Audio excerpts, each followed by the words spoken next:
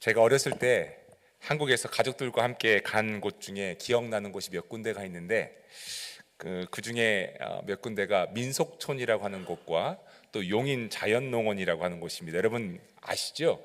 아마 용인 자연농원을 기억하시는 분들은 조금 나이가 되신 분들입니다. 요즘은 한국에서 에버랜드라고 부른다고 합니다.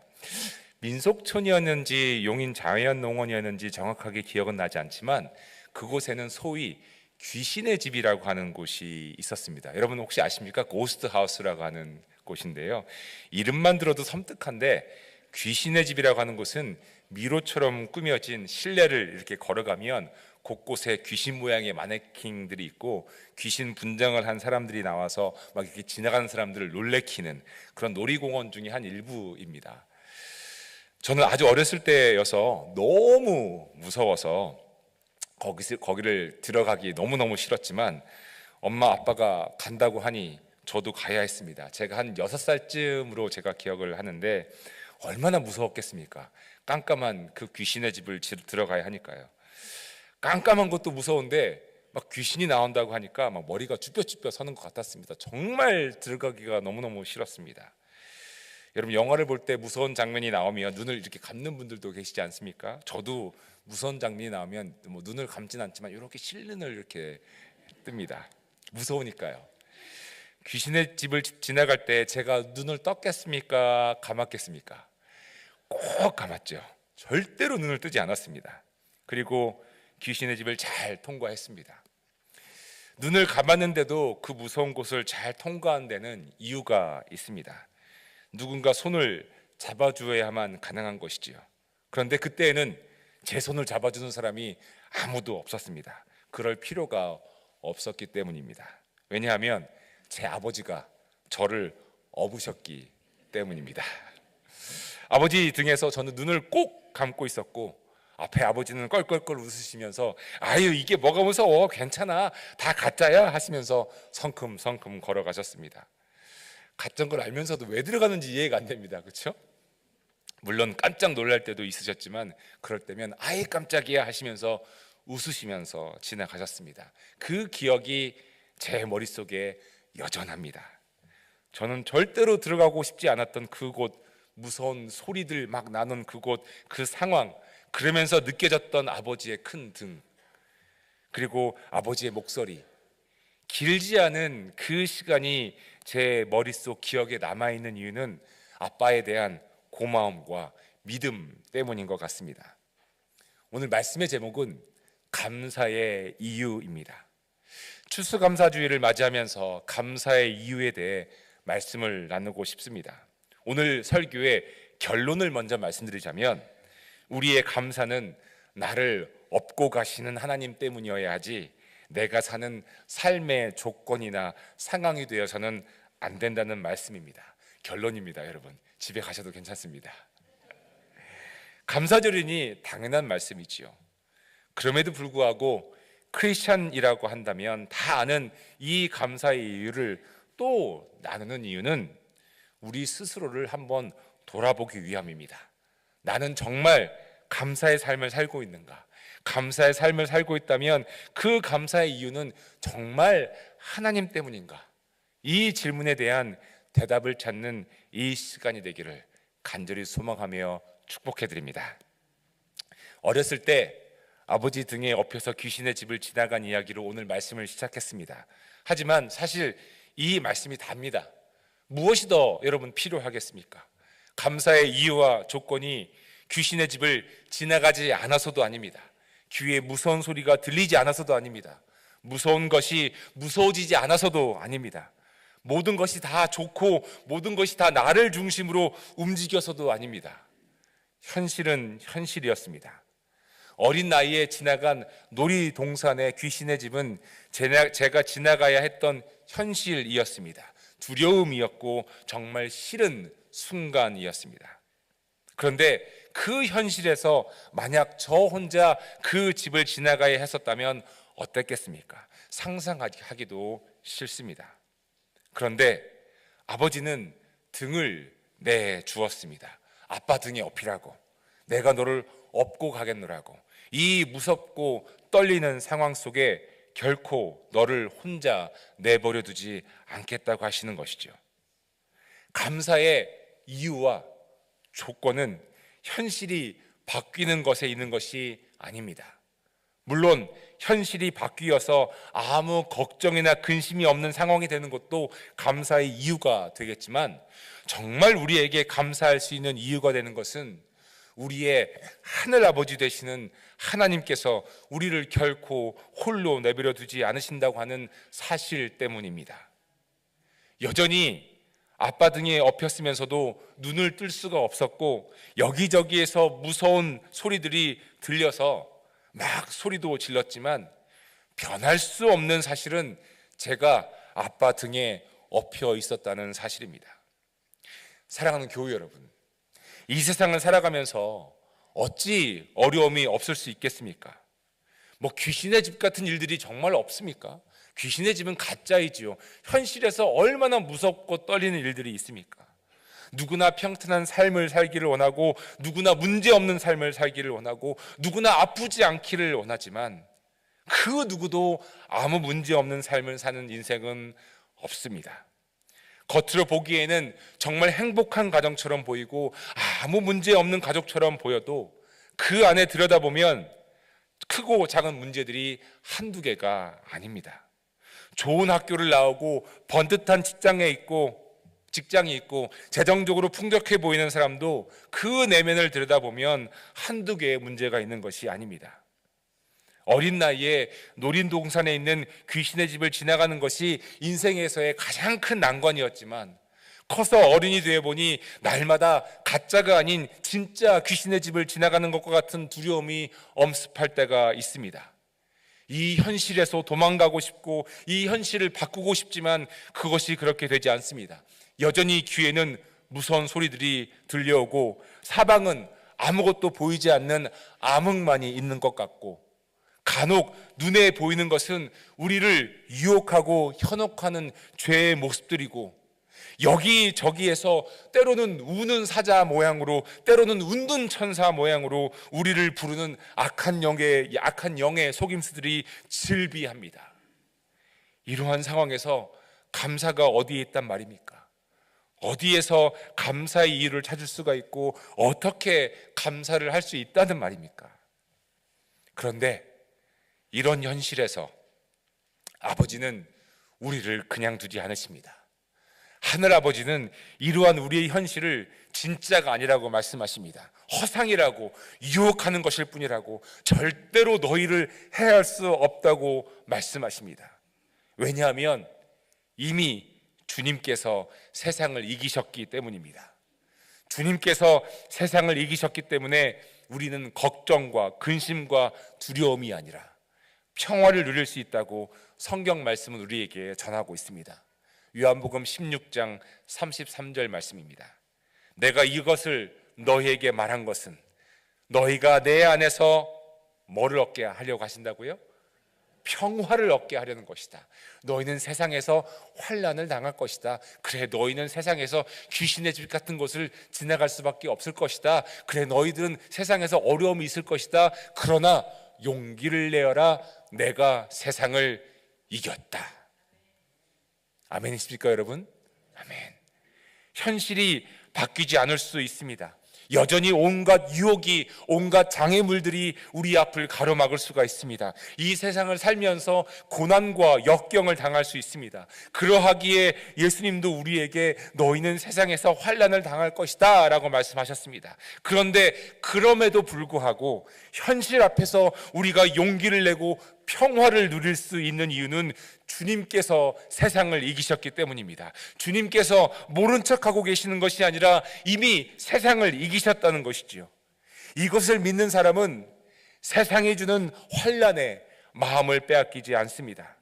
우리가 당하고 있는 어려움이나 고난 때문에 흔들리지 않습니다. 세상은 어떻게 해서든 우리를 흔들려고 하죠. 세상은 어떻게 해서든 우리에게 낙심의 마음을 주려고 합니다. 흔들어서 세상에 순응하고 살도록 하지요.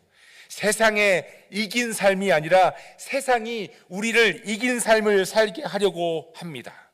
때로는 우리에게 죄의 유혹들이 다가오기도 합니다. 괜찮아, 이 정도는 모든 사람들이 하는 것이야. 뭐 그렇다 그렇게 한다고 뭐 특별하겠어? 대강 해도 괜찮아. 그 정도는 하나님도 눈 감아 주실 거야. 그러면서 세상을 이긴 사람이 아니라 세상에 진 사람으로 살게 하려고 죄의 유혹들이 우리에게 질비하게 다가옵니다. 하지만 주님께서 세상을 이겼다고 하는 것을 믿는 사람은 이러한 세상의 유혹에 흔들리지 않습니다. 넘어가지 않습니다. 아무리 세상이 흔들려고 해도 꿈쩍하지 않습니다. 이런 사람을 우리가 뭐라고 부르는지 아십니까? 바로 그리스도인이라고 부릅니다. 그리스도인. 세상에 순응하며 사는 사람들이 아니라 그리스도의 복음의 능력으로 세상에 대해 자유한 사람들 말입니다. 사도행전 11장에 예수님을 믿고 따르는 사람을 가리켜 처음으로 그리스도인이라고 불리는 장면이 나옵니다. 바나바와 당시에는 사울이라고 불렸던 바울이 안디옥에 가서 1년 동안 안디옥에 있는 교회에서 모임을 가지기 시작했고 많은 사람들을 가르쳤습니다. 그리고 성경은 이렇게 기록하고 있습니다. 제자들은 안디옥에서 처음으로 그리스도인이라고 불리었다. 그런데 여러분, 그때가 그리스도인이라고 불릴 때가 언제인지 아십니까? 바로 스데반이 돌에 맞아 순교를 당하고 예수를 믿는 사람들이 이리저리 도망하여서 흩어진 때였습니다. 이쯤 되면 목숨을 유지하고자 믿음을 버릴 만도 했는데 그들은 절대로 그러지 않았고 도망자로 살면서도 예수님의 말씀을 전하였고, 그래서 그들에게 붙여진 이름이 바로 그리스도인, 그리스도를 따르는 사람, 그리스도를 믿는 사람이라는 이름이 그들에게 붙여졌습니다. 세상에 순응한 삶을 살아갔던 것이 아니라 세상에 대해서 자유한 삶을 살았던 것이죠. 그 말씀 때문에, 그 복음 때문에 말입니다. 그 그리스도의 이름이 오늘 누구에게 붙여졌습니까? 여러분들과 우리 모두에게 이름이 붙여진 것 아닙니까? 그리스도인, 그리스도를 믿는 사람들, 그리스도를 따르는 사람들입니다. 교회 여러분, 중요한 것이 여기에 있습니다. 그리스도인들은 세상이 주는 상황을 바꾸려고 하는 사람들이 아닙니다.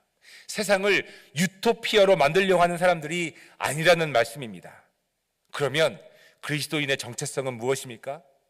그리스도인의 정체성은 세상에 흔들리지 않는 사람, 상황이나 조건에 흔들리지 않는 사람입니다.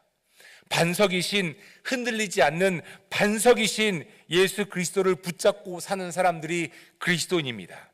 복음의 능력, 영원한 생명의 소망으로 사는 사람들입니다. 걱정이나 염려로 인해 영향받으며 사는 사람들이 아닙니다. 세상에 흔들리는 사람들이 아닙니다. 도리어 세상을 뛰어넘는 삶, 믿음의 삶을 사는 사람들이 그리스도인입니다. 그러면 어떻게 우리는 세상을 뛰어넘을 수가 있고 어떻게 믿음의 삶을 살 수 있을까요? 그 방법은 바로 아버지 등에 업혀 사는 것입니다.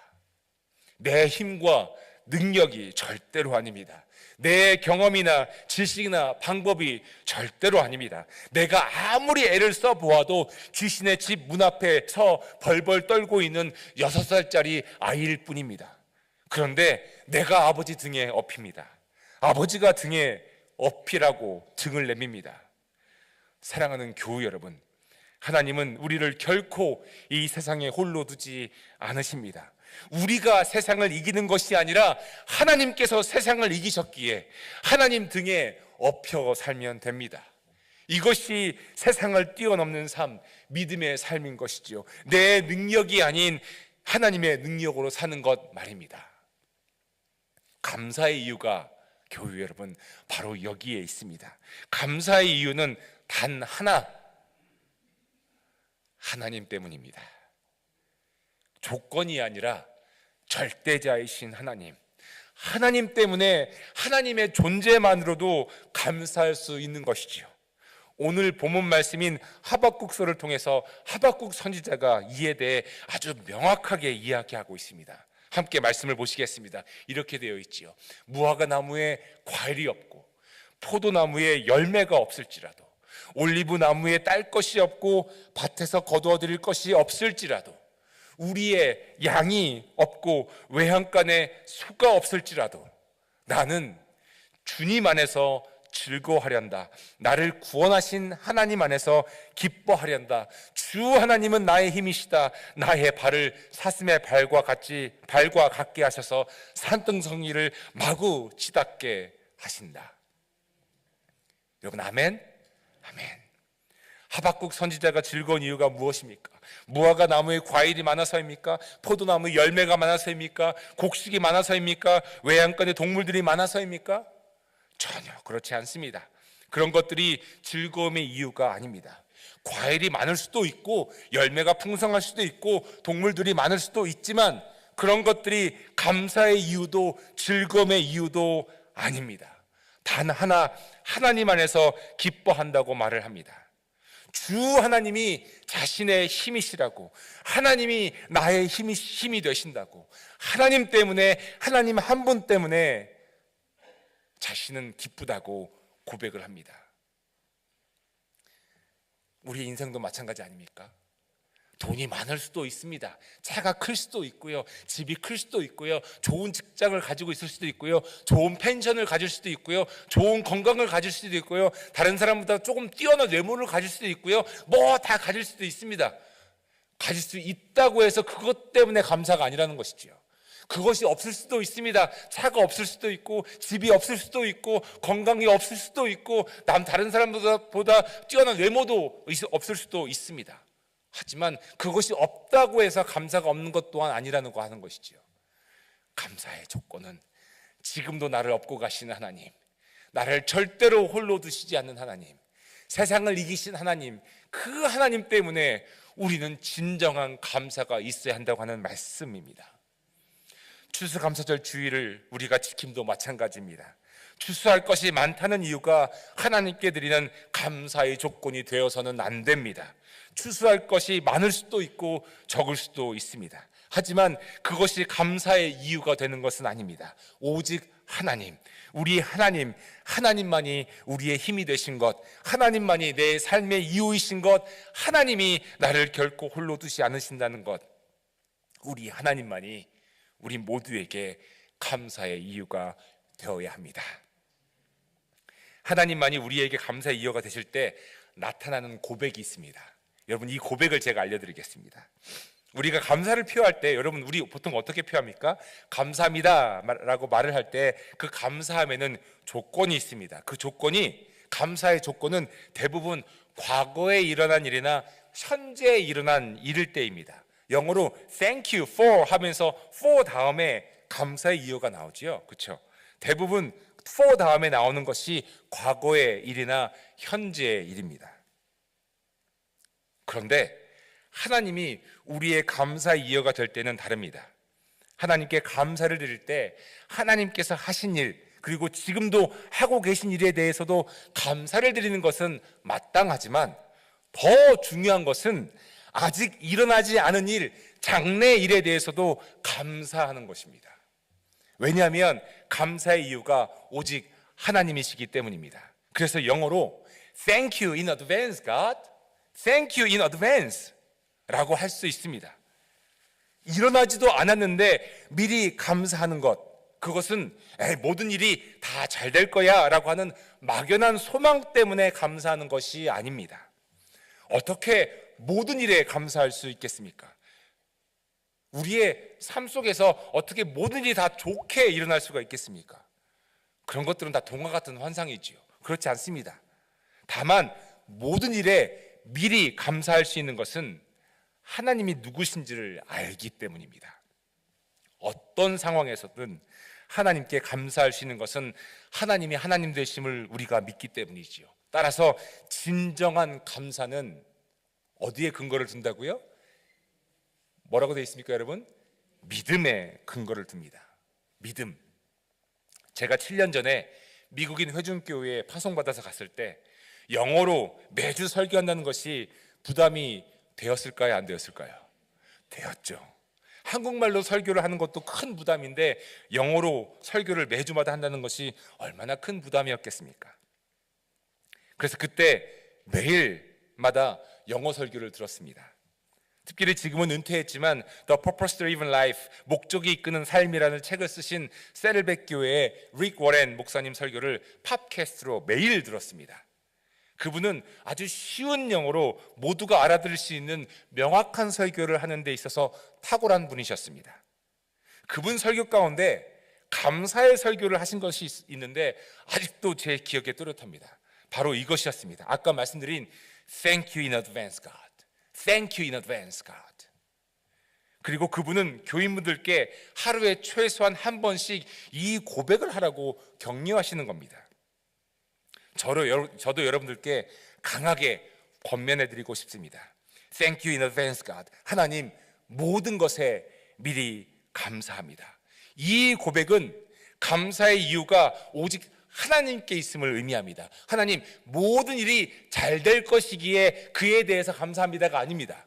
잘 될 것이든 못 될 것이든 우리의 기준에 따라서 감사하는 것이 아니라 그냥 모든 일에 하나님께 미리 감사하는 것이죠. 왜냐하면 하나님을 향한 믿음이 우리에게 있기 때문입니다. 하나님 이외에는 감사의 이유가 있을 수 없습니다. 하나님, 모든 일에 미리 감사드립니다. 우리 한번 따라해 보실까요? 하나님, 모든 것에 미리 감사드립니다. 여러분, 여기에 포인트는 모든 것입니다. 모든 것. 하나님, 모든 것에 하나님 감사드립니다. 하나님은 우리를 무조건적으로 사랑하시죠. 그렇죠? 하나님께서 우리에게 원하시는 것은 이러한 무조건적인 감사인 것 같습니다. 네가 나를 믿느냐? 네가 나를 믿지? 모든 것에 감사해라. 내가 세상을 이기었다. 내가 너와 함께한다. 모든 일에 감사해라. 여러분, 제 설교는 복잡하지 않습니다. 그렇죠? 간단합니다. 이번 한 주간 동안 여러분 연습하시는 겁니다. 그리고 고백하시는 겁니다. 하루에 한 번 이상씩 여러분 기도하실 때 하십시오. 하나님, 미리 모든 것에 감사합니다. 하나님, 미리 모든 것에 감사합니다. 하나님, 제가 몸이 아픈데, 제가 병원에 가는데 제가 치료될지 치료 안 될지 저는 모르겠으나 하나님, 미리 모든 것에 감사합니다. 하나님, 제가 이런 일을 아마 지금 앞두고 있는데 그 일이 잘 될지 안 될지 저는 모르겠습니다. 하지만 미리 모든 것에 하나님 때문에 감사합니다. 하나님, 제가 몸이 아픕니다. 하지만 그렇지만 모든 것에 미리 하나님께 감사합니다. 여러분, 이번 주 기도하실 때 그 한 문장을 여러분 넣으십시오. 그래서 하나님께 진짜 믿음으로 감사의 고백을 드리는 우리 모두가 되었으면 좋겠습니다. 감사는 믿음의 근거를 합니다. 하나님을 믿기 때문에, 그분의 신실하심을 믿기 때문에, 하나님이 결코 우리를 홀로 두지 않으신다는 것을 믿기 때문에 하나님께 감사가 있어야 함은 마땅합니다. 하나님께서 우리에게 원하시는 것은 감사입니다. 조건 없는 감사이죠. 감사에 대한 말씀을 준비하는 일주일 동안 제 마음을 흔드는 일이 있었을까요? 없었을까요? 어떻게 그렇게 잘하십니까, 여러분? 있었습니다. 당연히 있었습니다. 어떻게 없을 수가 있겠습니까? 인생이 그런 것을요. 다만 주어진 환경이나 조건이 제 마음을 흔들려고 할 때마다 붙잡은 것이 있었습니다. 흔들릴 때 붙잡아야 할 것이 있지 않습니까? 누군가의 말 때문에 상처가 되어서 제 마음이 막 흔들릴 때 또 붙잡는 것이 있었습니다. 뭔가 붙잡아야 되지 않겠습니까? 흔들릴 때 붙잡아야 할 것은 여러분 뭡니까? 흔들리지 않는 것을 붙잡아야 되지, 흔들릴 때 같이 흔들리는 것을 붙잡아봤자 같이 흔들립니다. 여러분, 그렇지 않습니까? 제 마음을 막 흔드는 그런 일들이 있고, 제 마음을 흔드는 그런 말들이 있을 때 붙잡는 것이 있죠. 여러분, 그것이 무엇입니까? 하나님이죠. 하나님, 상황이 나를 흔듭니다. 내가 걸어왔던 과거의 기억이 나를 흔듭니다. 사람의 말이 나를 흔듭니다.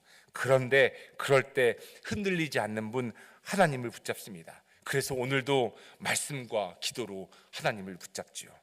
그럴 때, 하나님을 붙잡을 때 원망과 탄식과 걱정과 근심이 아니라 감사가 나옵니다. 그리고 그 감사는 과거나 현재 일어난 일에 대한 조건적인 감사가 아니라 알지 못하는 미래에 대해서도 감사할 수 있는 믿음의 감사입니다. 그 믿음 때문에 감사할 수 있는 것이죠. 또한 감사는 선택입니다. 감사는 나의 선택이 되어야 합니다. 성경에서도 이렇게 말씀하십니다. 시편 136편 1절 말씀입니다. 주님께 감사하여라. 그는 선하시며 그 인자하심이 영원하다. 주님께 감사라는 말씀은 선택, 감사를 선택하라는 말씀입니다. 주님께 감사를 선택해야 하지요. 또한 우리가 잘 아는 데살로니가전서의 말씀입니다. 항상 기뻐하십시오. 끊임없이 기도하십시오. 모든 일에 감사하십시오. 이것이 그리스도 예수 안에서 여러분에게 바라시는 하나님의 뜻입니다.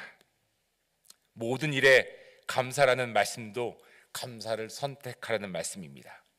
조건에 따라서 감사하는 것이 아니라 감사를 선택하라는 말씀이지요.